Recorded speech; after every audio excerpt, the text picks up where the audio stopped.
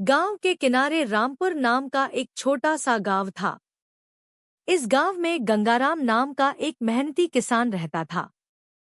उसका जीवन बहुत सादा था, मिट्टी का घर, छोटे से खेत और थोड़े बहुत पशु।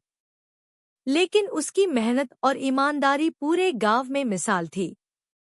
गंगाराम सुबह सूरज निकलने से पहले उठ जाता, हाथ मुंह धोकर सबसे पहले अपने बैलों के लिए चारा तैयार करता, फिर हल लेकर खेत की ओर निकल पड़ता।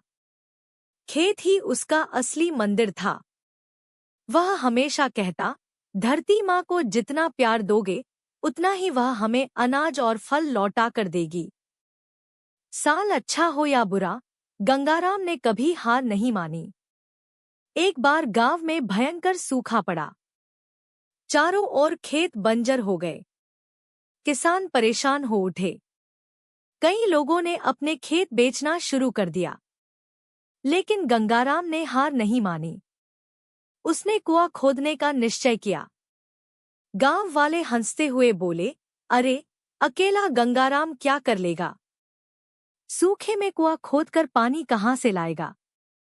पर उसने सबकी बातों पर ध्यान नहीं दिया। दिन रात मिट्टी खोदता रहा। उसकी पत्नी भी साथ देती रही। महीनों की मेहनत के बाद आखिरकार खेत में पानी निकल आया। यह देखकर गांव वाले दंग रह गए। गंगाराम ने उसी पानी से अपने खेतों की सिंचाई शुरू कर दी। कुछ ही महीनों में उसके खेत हरे भरे हो गए और फसल लहलहाने लगी। गांव के लोग अब उसकी तारीफ करने लगे। कई किसान उसके पास आए और कहा, भाई, हमें भी सिखाओ कि कैसे कठिन हालात में हार नहीं माननी चाहिए। गंगाराम ने सबकी मदद की।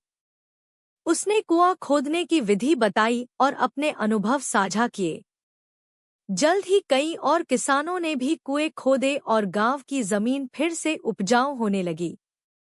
गांव के बच्चे उसे धरती पुत्र कहकर बुलाने लगे। गंगाराम हमेशा यही कहता, किसान की असली ताकत उसके खेत और उसकी मेहनत है। अगर दिल से मेहनत करो तो प्रकृति भी तुम्हारा साथ देती है। कुछ ही वर्षों में रामपुर गांव पूरे जिले में खुशहाल गांव कहलाने लगा।